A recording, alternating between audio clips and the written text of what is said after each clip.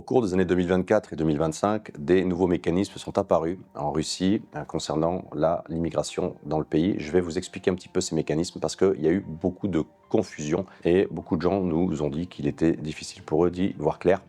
Donc je vais vous parler des nouveaux mécanismes d'immigration pour les étrangers en Russie. Il y en a trois principaux, le 702, le 821 et le 883.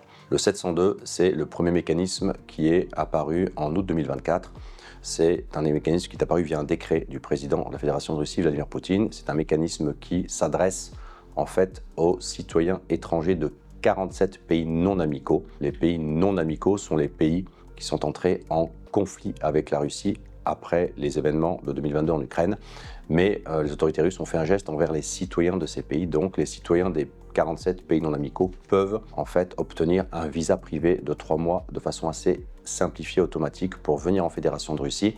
Ce visa s'accompagne d'un courrier de soutien des valeurs traditionnelles et spirituelles russes. Et après, ils peuvent demander et obtenir de façon quasi automatique une autorisation de séjour de 3 ans qu'on appelle le permis temporaire de séjour de 3 ans, le RVP. Et ils peuvent l'obtenir de façon simplifiée sans avoir à passer le test de langue russe, sans avoir à passer le test de culture, de droit. Donc c'est un mécanisme très simplifiant et simplifié pour permettre aux Européens, aux Occidentaux de venir déménager en Russie pour fuir les politiques de leur pays sur le plan sociétal et moral et venir s'installer en Russie dans un pays qui défend le cadre spirituel et les valeurs traditionnelles. Ça, c'est le premier dispositif. Il n'est pas pour tout le monde, il est uniquement pour les citoyens des pays non amicaux. Après, il y a un deuxième dispositif qui est apparu en 2025, en novembre 2025, c'est le dispositif 821. Et ce dispositif est né d'un décret du président de la Fédération de Russie, également Vladimir Poutine. C'est un dispositif beaucoup plus contraignant, puisque ce dispositif s'adresse à tous les étrangers, quelle que soit leur nationalité, et il restreint les conditions d'accès au permis de résidence ou à la citoyenneté à tous les étrangers. Il faut, pour pouvoir aller à l'étape d'après, qui est donc le permis de résidence ou la citoyenneté, il faut signer un contrat d'1 an au sein des forces armées de la Fédération de Russie.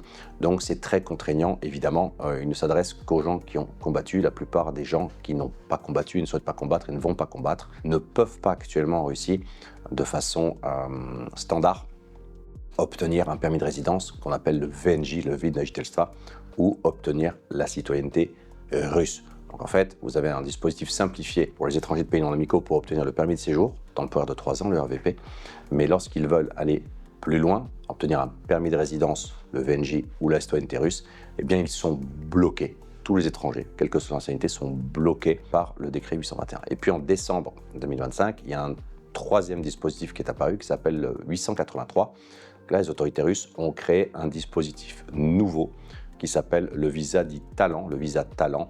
Et ce visa talent, il crée 9 catégories dans lesquelles les autorités migratoires russes souhaitent classer les étrangers.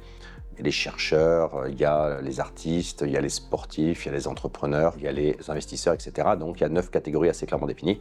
Et à partir du moment où vous avez la possibilité d'entrer dans une de ces 9 catégories, eh bien vous pouvez, comme avec le visa 702, obtenir un permis de séjour temporaire de 3 ans de façon très simplifiée, également sans passer le test de langue, de culture et de droit russe.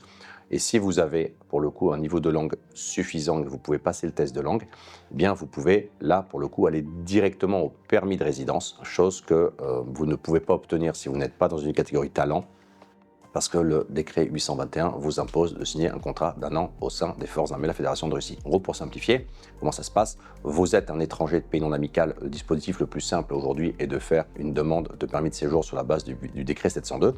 C'est un dispositif qui fonctionne depuis maintenant près de 2 ans. Il est très fonctionnel. Nous accompagnons beaucoup d'étrangers européens, notamment français, belges, suisses, canadiens, etc. pour les obtenir, ces permis de séjour temporaire de 3 ans sur la base du décret 702. Vous voulez en savoir plus, vous pouvez vous abonner à notre newsletter, le Rêve Russe. On explique tout ça de façon très claire.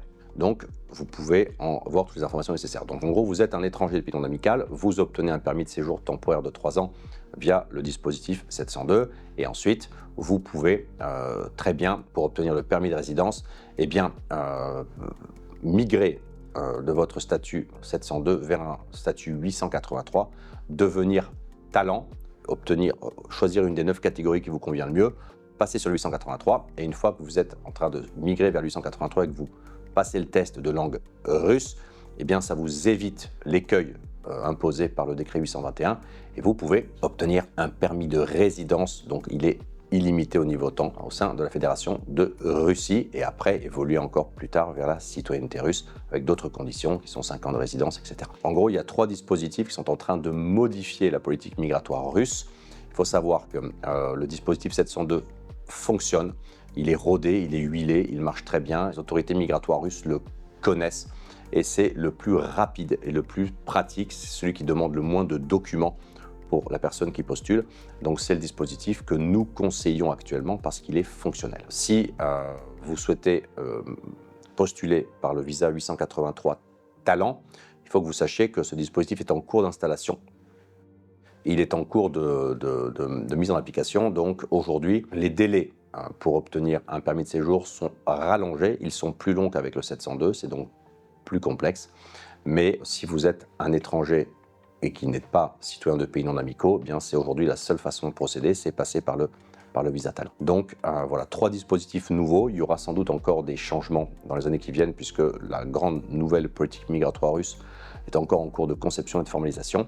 Mais voilà, la Ruspatriation, nous, ce que nous vous conseillons, c'est de commencer par le 702, pour les citoyens de pays non amicaux, c'est de passer par le 702, d'attendre que le dispositif 883 soit huilé et soit fonctionnel. Et lorsque vous aurez besoin d'aller à l'étape d'après, si le décret 821 qui impose un an de service dans les forces armées russes pour passer au permis de résidence ou à la citoyenneté est encore en vigueur, sachez que c'est un décret temporaire. Il va s'arrêter avec la fin des opérations militaires en Ukraine. Si vous êtes toujours contraint et bloqué par ce dispositif 821, eh bien vous pouvez switcher sur le 883, trouver une des 9 catégories, vous y insérer. Nous vous accompagnons là-dessus également et pouvoir ainsi obtenir un permis de résidence, un vidnajitelstva. Voilà, pour pouvoir continuer à résider en Fédération de Russie.